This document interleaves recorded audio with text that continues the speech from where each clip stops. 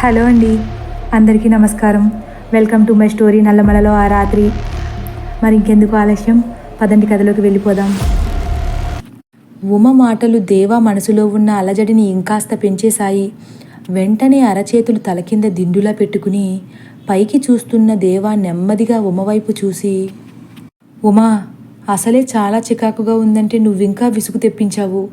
ఇన్ని చెప్పే బదులు నువ్వు ఏమనుకుంటున్నావో సూటిగా చెప్పేయచ్చు కదా.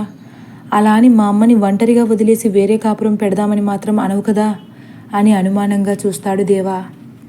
చచా, అంత దారుణంగా ఎలా ఆలోచిస్తాననుకుంటున్నారండి? అత్తయ్యను మీరు వదిలిపెట్టి వెళ్దామన్నా నేను వెళ్ళను. ఎందుకంటే నేను ఈ ఇంట్లో కోడలిగా అడుగుపెట్టానన్న పేరే తప్ప అత్తయ్య నన్ను ఎప్పుడూ కోడలిగా చూడనేలేదు, కూతురులానే చూశారు. అటువంటప్పుడు నేను అలా ఎలా ఆలోచిస్తాను అని దేవా వైపు చూస్తుంది. ఆ మాటలు విన్న దేవాకు వెంటనే కళ్ళలో నీళ్లు గిర్రున తిరిగేస్తాయి. ఆ తడి కళ్ళతోనే ప్రేమగా ఉమను దగ్గరకు తీసుకుని, నన్ను క్షమించు ఉమా, నువ్వేంటో తెలిసి కూడా నీకు బాధ కలిగించేలా మాట్లాడాను అని ఉమ తలను నిమురుతూ అంటాడు.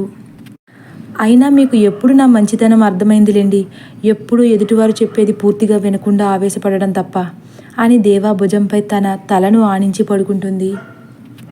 ఏమండి, ఏమీ అననంటే మీకు ఒక మాట చెప్పనా అని సంశయంగా దేవా వైపు చూస్తూ మాట్లాడుతుంది.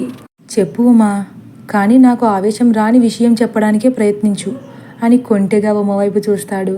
ఆ మాటకు ఉమ కళ్ళను పెద్దవి చేసి కోపంగా దేవా వైపు చూస్తూ పైకి లెగిసిపోతుంది. ఉమకు కోపం వచ్చిందని అర్థమైన దేవా నవ్వుతూ, సారీ ఉమా, సారీ. నువ్వు ఏదైతే చెప్పాలనుకుంటున్నావో అదే చెప్పు. ఒకవేళ నాకు కోపం వచ్చినా ఆ కోపాన్ని అదుపులో పెట్టుకోవడానికే ప్రయత్నిస్తాను అని ఉమ చేయి పట్టుకుని ఆపుతూ అంటాడు. ఉమ ఒక్కసారిగా ఆగి అక్కడే కాళ్ళు కట్టుకుని దేవాకు ఆనుకుని కూర్చుని, రేపొకసారి అత్తయ్యను హాస్పిటల్కు తీసుకువెళ్ళి చూపిద్దామండి అని సంశయాత్మకంగా అడుగుతుంది. ఉమ తడబాటును చూసి చిన్నగా నవ్వుతూ, ఈ మాత్రం దానికి అంత తడబడతావెందుకు ఉమా? అమ్మ కాలు గురించేగా, రేపు తప్పనిసరిగా తీసుకువెళ్ళాలి అని సునాయాసంగా అనేస్తాడు దేవా. అబ్బా, నేననేది కాలు గురించి కాదండి. అది ఈరోజు కాకపోయినా 4 రోజుల్లో అయినా తగ్గిపోతుంది. మనం ఇప్పుడు ఆలోచించాల్సింది అత్తయ్య మానసిక పరిస్థితి గురించి. రుద్ర విషయం పక్కన పెట్టినా అత్తయ్య వయసు 7 పదులకు చేరుకుంటుంది. ఆవిడ ఈ టైంలో ఎంత ప్రశాంతంగా జీవితాన్ని ఆస్వాదిస్తారో అంత ఎక్కువ కాలం ఆరోగ్యంగా ఉంటారు. అలా కాకుండా ఇలా ప్రతి చిన్న విషయానికి జడుస్తూ ఉంటే అది అత్తయ్య ఆరోగ్యాన్ని ఇంకా క్షీణించేలా చేస్తుంది. కాబట్టి అత్తయ్యను రేపొకసారి సైక్రియాటిస్ట్ దగ్గరికి తీసుకువెళ్ళి చూపించి అత్తయ్య మానసిక పరిస్థితి గురించి చెబుదాం. ఆయన దీనికి ఏమైనా ట్రీట్మెంట్ ఉంది అంటే మనం అత్తయ్య విషయంలోనే కాకుండా రుద్ర విషయంలో కూడా ఊపిరి పీల్చుకున్నట్లు అవుతుంది అని అనేసరికి, ఉమా, ఏం మాట్లాడుతున్నావో నీకు అర్థమవుతుందా? అమ్మని సైక్రియాటిస్ట్ దగ్గరికి తీసుకువెళ్తే అమ్మ ఎంత ఫీల్ అవుతుందో నీకు తెలియదా? అన్నీ తెలిసి కూడా ఇలాంటి సలహా ఇస్తావేంటి అంటూ కాస్త అసహనాన్ని ముఖంలో కనబరుస్తాడు.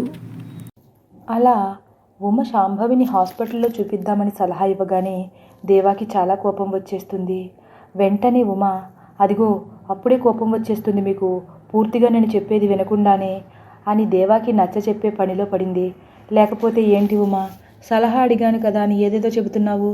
అయినా అమ్మని ఈ వయసులో హాస్పిటల్కి తీసుకువెళ్ళి పిచ్చిది అన్న ముద్ర వేయించడం ఏమైనా సబబేనా అని దీనంగా ముఖం పెడతాడు దేవా.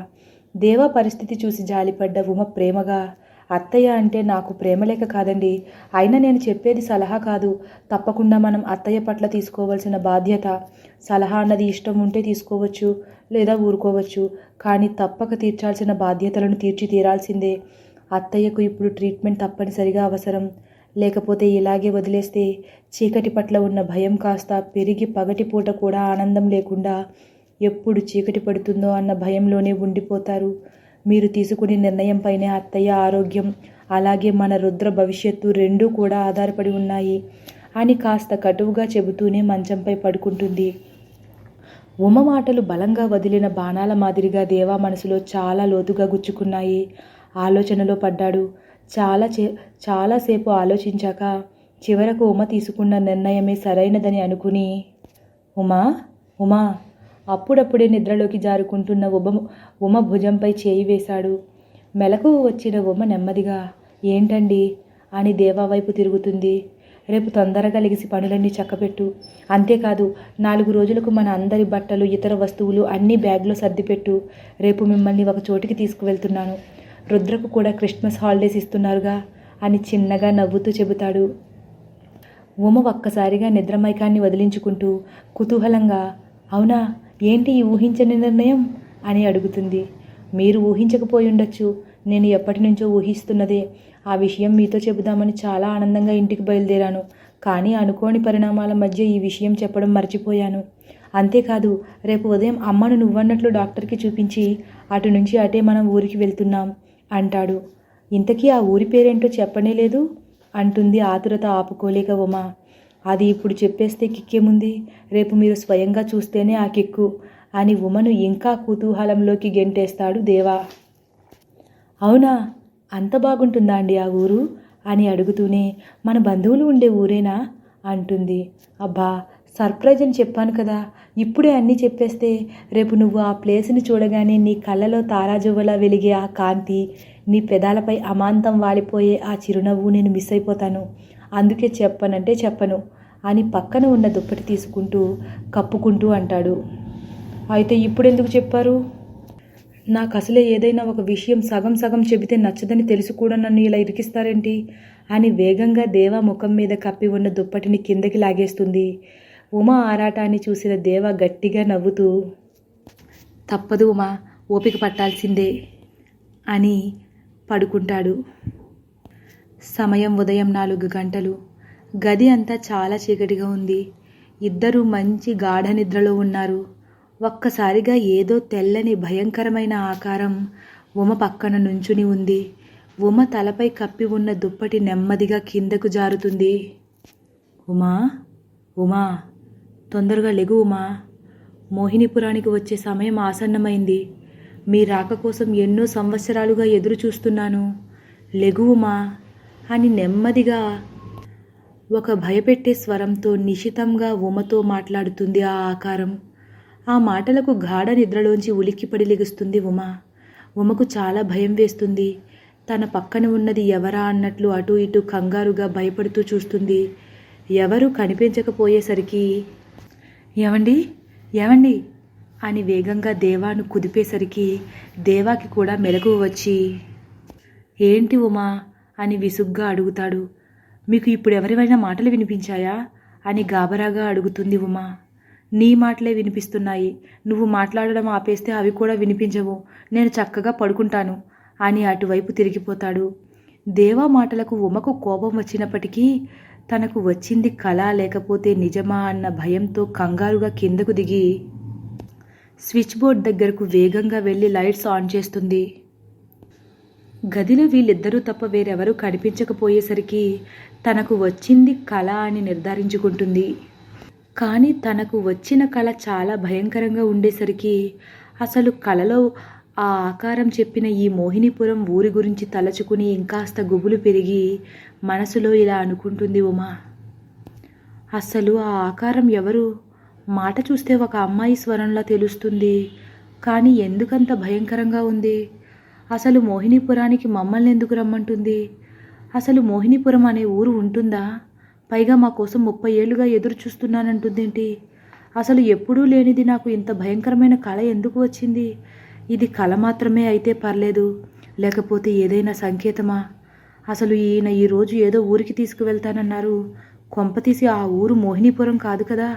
అమ్మో, ఇప్పుడే ఆయన్ని కనుక్కోవాలి అనుకుని, ఏమండి, ఒకసారి లెగండి, నాకు చాలా భయమేస్తుంది అని దేవాను కదుపుతూ ఉండేసరికి నిద్రమత్తులో ఉన్న దేవా, ఏంటి ఉమా, ఊరికే విసిగిస్తున్నావు అని బద్ధకంగా మాట్లాడతాడు. ఈరోజు మనం ఏ ఊరికి వెళ్తున్నామో చెప్పండి అని కంగారుగా కదుపుతూనే ఉంది. అది సీక్రెట్ అని చెప్పాను కదా. నీ కుతూహలాన్ని కాస్త 12 గంటలు ఆపుకోగలిగితే నువ్వు లైఫ్లో ఎప్పుడూ చూడని ఒక అద్భుతాన్ని నీ కళ్ళ ముందు ఆవిష్కరిస్తాను. కాస్త ఓపిక అలవర్చుకోవుమా అంటూ కమ్ముకొస్తున్న నిద్రమైకంలోకి జారుకుంటూ బద్ధకంగా సమాధానమిస్తాడు.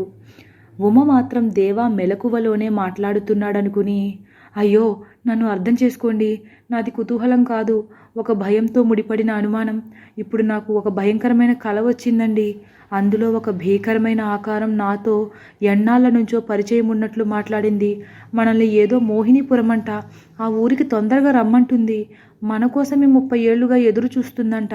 అది కల మాత్రమేనా, లేక ఏదైనా అపశకునమా?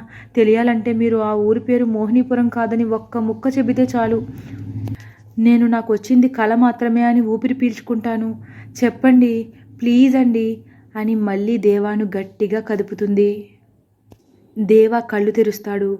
మనం వెళ్ళేది మోహినీపురం కాదు కదా అని మళ్ళీ భయపడుతూ అడుగుతుంది ఉమ. నిద్రమత్తులో ఉన్న దేవాకు ఉమ ముందుగా చెప్పిన మాటలేమీ చెవికెక్కవు. ఆఖరిగా ఏదైతే ఉమ కాదు కదా అని గట్టిగా కదుపుతూ మాట్లాడిందో ఆ ఒక్క ముక్క చెవిన పడుతుంది. ఉమ పరిస్థితి అర్థం చేసుకొని దేవా కాదు అని చెప్పేస్తాడు. దేవా నోటి నుండి ఆ కాదు అన్న మాట రాగానే అమ్మయ్య అని ఊపిరి పీల్చుకుంటూ తదుపరి భాగం కోసం వేచి ఉండండి. ఒకవేళ నా కథ కానీ మీకు నచ్చినట్లయితే లైక్ చేసి సబ్స్క్రైబ్ చేయడం మర్చిపోకండి. Thank you for watching.